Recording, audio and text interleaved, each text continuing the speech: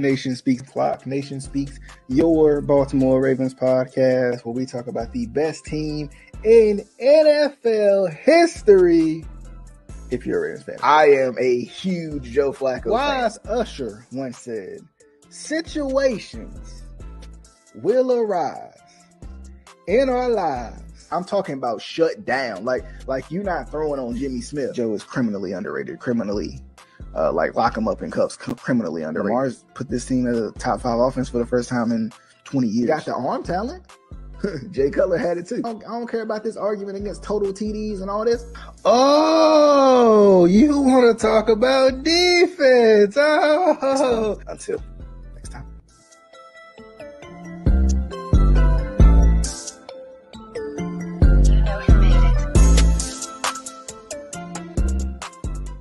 All right, what is going on, good people? We are back at it again. This is Flock Nation Speaks. I'm your host, DJ, and I am here once again for your Baltimore Ravens podcast that talks about the best team in NFL history every single time.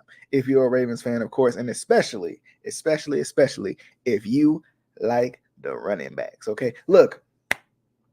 Today, I just been thinking. You know, sometimes I think the best topics come from when you in deep thought of literally nothing, and then something random comes up, right? Like you scouring through Twitter, you scouring through Instagram, you scouring through Facebook, right? And you just thinking like, what am I going to talk about anyway? And then you see some news come out, like Dalvin Cook being a free agent, like being literally cut, like not being traded, and you thinking, man, that might be, I mean, he looked good in purple already. But then you put him in the different purple. We talking about the different purple. We talking about the different purple, not that Minnesota purple. We talking about the different purple. Like, yes, right? I agree with the majority, I think, of Ravens flock who says that Dalvin Cook should be a Raven and would it be a good addition to the Ravens, I should say, right? But I understand the pushback too, because you're kind of like, we got Gus, who's a pretty good running back. You got JK, who's a pretty good running back, but then you add in a really good borderline special running back. I mean, you could probably say special running back. I don't even think you got to put the borderline in there. Just take that out. The producer, take that out. You got a special running back in Dalvin Cook, right? With potentially special guys. And then special guys if they can stay healthy, right? And then you see what comes out of that. So a lot of people, because here's the thing. Here's like the little Ravens update from what's been going on. Minicamp been going great, right? Minicamp's been going great. Offense looks good. Offense looks good. Defense looks good. I mean, everything looks as advertised. It looks as it should. But the one thing that seems to be missing is a piece of the running back room. J.K. Dobbins. J.K. Dobbins has not been in camp. This is the mandatory camp where he has to be there, if I'm not mistaken, right? J.K. Dobbins is not in camp. What does that mean, right? Does J.K. Dobbins want a long-term deal? Probably, especially given some of his injury history. I could understand him wanting a little bit more security. I can understand that. But the question becomes, number one, has J.K. Dobbins really earned that deal yet? Right? Has J.K. Dobbins earned, with the injury history, with what he's done, has J.K. Dobbins earned that deal yet? But then I think the other question is, with J.K. Dobbins, is what's the potential with J.K., right? What's the potential? Is J.K. and Gus is at the ceiling? Is that where we want to be? Or could you potentially add another guy in a Dalvin Cook and maybe have JK on kind of a similar to what the type of deal that Gus has gotten over the years, maybe on a cheaper deal, and then give Dalvin Cook, all your money, and then go from there, right? Because I think that's the combination that people are missing out on. I really do. I haven't seen a lot of people talk about this, and it's interesting because I think there's this one combination of running backs that guys are missing out on. Now, I understand why Ravens fans are missing out on it, because we excited to see Zay Flowers, and we excited to see Odell, who made his camp debut for the Ravens, right? We're excited to see Lamar throw the deep ball. We're excited, but the other thing that I think we have to remember is in Todd Monken's offense, I fully expect Todd Monken to not only hand the ball off to his running backs, but to have his running backs have the ability to catch the football. Now, the reason why this is a question, it's a concern, it's a thought, it's like what you're trying to say here. The reason why I think about this is because when I look at JK, when I look at Gus, when I look at maybe even a Justice Hill, who might be the better portion of all of those guys when it comes to catching the ball out of the backfield, I don't think we have a strong back when it comes to catching the ball out of the backfield. Right now, I don't think JK has been able to showcase the ability to catch the ball out of the backfield as much as maybe some of these other backs in the league. But I feel like when I look at Dalvin, he seems like a Swiss Army knife type of back. You can hand it off to him. You know, you can use his speed. You can use him inside. You can use him outside. He can catch the ball out of the backfield. Now, is he one of the most targeted backs in the league? No. He's like middle of the pack or whatever. But I think if given the opportunity, I think, you know, on some of those kind of short passes that almost become run plays to a certain degree, I think he is one of those guys who can make you pay, right? I really do. I think the other thing that gets me is about the running back room right now is I think it's fine. Like that's like that's the key right there. Like the running back room is fine. We've seen what this running back room can do with J.K. Dobbins and with Gus Edwards, right? Gus Edwards being your bruiser back, J.K. Dobbins being kind of your do it all 3-down back type guy, right? Like he's the guy. You know, he may not get the ball in the red zone as much as he should, but that's because you know Gus is gonna fall forward every time, right? So I think I think looking at the running back room right now, there's nothing wrong with it. Right. But once again, kind of in the sense of, you know, kind of the theme of the offseason for a lot of teams, but especially for the Ravens, is you can never have too much really good talent. And Dalvin Cook on the Ravens could be huge. Right. But going back to that combination that I spoke of before, a lot of people are saying Dalvin Cook and Gus Edwards, which I think would be a really good combination because of what Gus does well and what Dalvin Cook does well. They yin and yang off of each other. Plus, there's a lot of uncertainty going on with J.K. Dobbins, his contract, and what is his future with the Ravens, right? Does he want to be here? Does he feel like he's respected here? But also at the same time, you know, you got Gus who kind of just silently goes about his work. Is that more of the type of guy that you want? But what about, let's just think about this. Imagine the combination of Dalvin Cook and J.K. Dobbins, right? Now, what does that mean for Gus? You know, maybe you still have a kind of a 3-back rotation. The Ravens like their running back by committee type of situation. They're not necessarily in the Jamal Lewis or the Ray Rice days where they're going to lean on those guys and that's going to be about all you're going to get. But I think J.K. wants to be the feature guy. But at the same time, as J.K. gets himself back right, it would be nice to see a guy like Dalvin Cook paired up with J.K. Dobbins and the ability that could be on the field. You know, I mean, there's yards that's there, there's scoring that's there. There's an extra wrinkle of dynamic that you can add to this offense that I think you're already kind of seeing in training camp. So that's kind of that's that combination I feel like people aren't thinking about. What about now? Would they fit together? I don't know, right? What about J.K. Dobbins and Dalvin Cook as a pair? What about them together? That could be huge. That could be big. That could put this offense to a whole nother level as it continues to, as it feels like its stock continues to rise as we see it on the field. So, I mean, it's very, very interesting to see because if you look at Dalvin Cook's like a 5-time 1,000-yard rusher, I think. 4-time 1,000-yard rusher, right? His last 4 seasons have been 1,000, have been 1,000-yard rush efforts. And then I think even when you go to JK, right? JK is a guy who it almost makes you think, you know. It almost makes you think. I'll try to slide over here real quick. It almost makes you think, right? Because when you look at Dalvin, right, you see 4 straight 1,000-yard seasons, and there's a 1,500-yard season in there, right? So like having him being in there with JK and what JK can do, that's big, right? That's big. Like what that could be huge, because now you got threats everywhere, right? I've already said it. I said it already before. I think the running. Honestly, I think the running back room as it is right now is fine. I think the running back room as it is right now is entirely fine. I don't think there's any problems with it. I don't think there's nothing wrong with this running back room, I would say, right? I think J.K. Dobbins has special potential, and I think Gus Edwards at his job is really good, right? Like, I think Gus Edwards and what he does is really good, and he's proven it time and time again. If you look, going back to J.K. Dobbins, right? Of course, in his first year, we saw him have an 800-yard season, right? He didn't get to start many games. Like, he started one game in his rookie year. And then I think we all expected, okay, this is J.K. Dobbins' time in year two. And then, of course, we know the injury situation.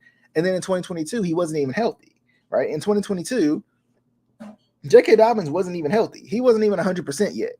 And he still had 500 yards when he only played 8 games last year, right? He only played 8 games. He was rehabbing for a lot of the year last year, right? So for me, when I look at J.K. Dobbins, the potential's there. And we've seen J.K. Dobbins run the ball, and we know he has special potential, right? Easy for me to say. We know he has special potential. We know he can be special. We know he can be really good, a really good back in this league, right? There's the Ravens don't give up 27 very often. And there's a reason why J.K. Dobbins is number 27. But then when you tap back into Dalvin Cook, you see back-to-back 1,000-yard seasons, right? You put that with what JK's potential is, and it could be huge. Now, here's the thing. So JK's not a 1,000-yard back, but I think with a healthy season, JK could be a 1,000-yard back easily. JK could probably be a 1,500-yard back, depending on how much running of the football that they do. I would be curious to see in that 2020 season how much Kirk Cousins threw the ball for him to have 1,500 yards. I have to go see that. I have to go look that up. But very interesting to see, like, 1,500 yards on a team that really does a lot of passing the ball. I mean, he still had 44 receptions for 361. So it's not like he was not catching the ball either. So I mean, I don't know. I think there's a combination there. I think there's a big time combination there. I think there's a big time combination there, and I think honestly, I think there could be a lot of special potential there. But I think the other thing that makes me think is, having 2 really good running backs like that, does that take away? And I guess my other question, maybe this is more so a question for y'all, is, does it really matter, right? If they add in, so we know if the Ravens add Dalvin Cook and they pair him with J.K. Dobbins, that's a really good combination. But at the same time, the question becomes, does it really matter? Because we've seen the Ravens run with 2 running backs lately anyway, albeit in a run-first system. I think it'll be a little bit less of that when it comes to Todd Monken. But I don't see the Ravens not giving guys opportunities, not giving the running backs opportunities. Not, you know what I mean? Then I don't think the Ravens are ever going to give up the sword that they have. It's never going to happen. So interestingly enough, let's look at Kirk Cousins' season in 2020, I was saying. So in 2020, Kirk Cousins had, what was he at? 67 completion percentage, 42.65 in yards, 35 touchdowns. Considering Dalvin Cook also had 1,500 yards rushing, right? So 4,200 yards with the 1,500 yards rushing from Dalvin Cook.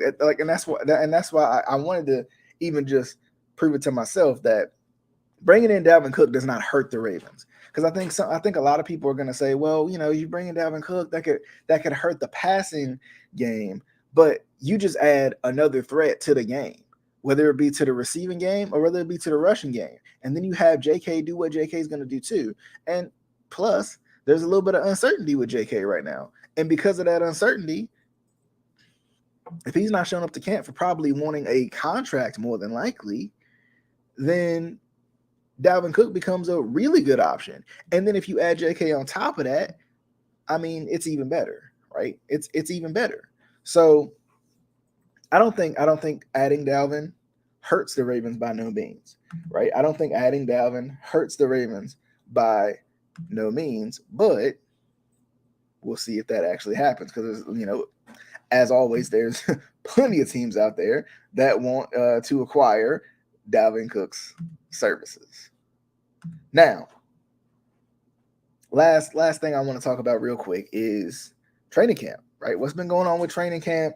What's been going down? That's a funny comment, Prochet. What's been going down with training camp? So, of course, as you see, Odell Beckham is in the building. I think from what I saw, I felt like he looked pretty good. From the little bit I saw of him, I don't know if they're gonna show it in this one here, but for me, I felt like I felt like Odell has looked pretty good. He's looked good in his routes. He's gonna make his catches, and it's been nice to see Lamar. He been slanging, right? He been slanging out there. Nelson Aguilar's been playing well. There was a deep ball. I don't know if it's in this section of clips, but there was a deep ball that Lamar had threw to Aguilar. It was on the money, and of course, people had their complaints, but still, it was on the money. But it was nice to see, them getting down the field. Prochet's wearing 10. I just saw him. Did y'all see that? Did y'all catch that? Because I think DeMarcus has been signed elsewhere, if I'm not mistaken, by like the Rams or something. But then Prochet, I think, is wearing 10 now, so that's interesting. And then also another thing that I saw too, speaking of our topic from last week, Marcus Peters. It looks like the Raiders are gonna go and grab Marcus Peters on this one. Let me see. I'm trying to remember. No, this is a short throw. But it's just interesting. I'd probably have to pull it up on Facebook if I was gonna find it. But it's just interesting, man. Like to see. I'm excited to see what this offense is gonna do. I think this is it right here. Yeah, this is the clip. This is the one that I saw, and people were trying their best to say their words about Lamar and whatnot. But when he threw the ball right on the money, they was talking about Lamar's mechanics, which was hilarious. But I mean, many people have documented that if you give Lamar Jackson a clean pocket, I mean, he's pretty dialed in, as the caption said. So, but very interesting to see, with training camp and everything, or mini camp, I should say. Like it's interesting to see everybody come together. It's interesting to see that now you got Odell out there. You see what he's doing. You see the work he's putting in. I mean, I'm excited. I mean, I can't hold back my excitement for what this offense can be this year, just because of the new additions. You got a new offensive coordinator. The best thing we can help for right now is the health aspect of it, because that's been the hardest part, I think, on everybody when it comes to the Ravens lately. Has been the Ravens flock and the players included, and it's been health, right? Like if they can stay healthy, I think the Ravens will be dangerous. I think because of the last 2 years, the Ravens will be overlooked this year again. But if they stay healthy, I mean, the sky is the limit because of the guys that got on that. And Zay Flowers also, he was officially signed, which, I mean, just a combination of that. Like Zay with his speed, Odell with not only his veteran presence, but just his ability in general. Bateman, as he continues to get healthy, right? Like, I mean, his ability to create separation and everything too. I mean, he probably was the best guy last year at getting separation. And then adding in Duvernay a little bit there, Aguilar a little bit there, maybe a little Prochet, if he sticks around, of course. I think it's going to be good. I think it's going to be very exciting. What are y'all thoughts coming in they're going to, of course, take a little bit of a break. Then we get training camp and all that. So, get in the full gear, get in the full gear. But I think that, I don't know, that J.K. Dalvin combination, I don't know, I can see it being something. I can see it being something. I just don't know if the Ravens gonna pull the trigger on it. But as always, definitely hope that you all enjoyed the show. Real quick, you can always watch or listen to Flock Nation Speaks on all of your favorite and your favorites podcasting platforms. That's Spotify for podcasters. That's Spotify. That's Apple Podcasts, Google Podcasts, Pocket Cast, et cetera, et cetera. And you can watch on Facebook, YouTube, and Twitter. But definitely hope you guys enjoyed the show. We'll see you guys next time. Until next time.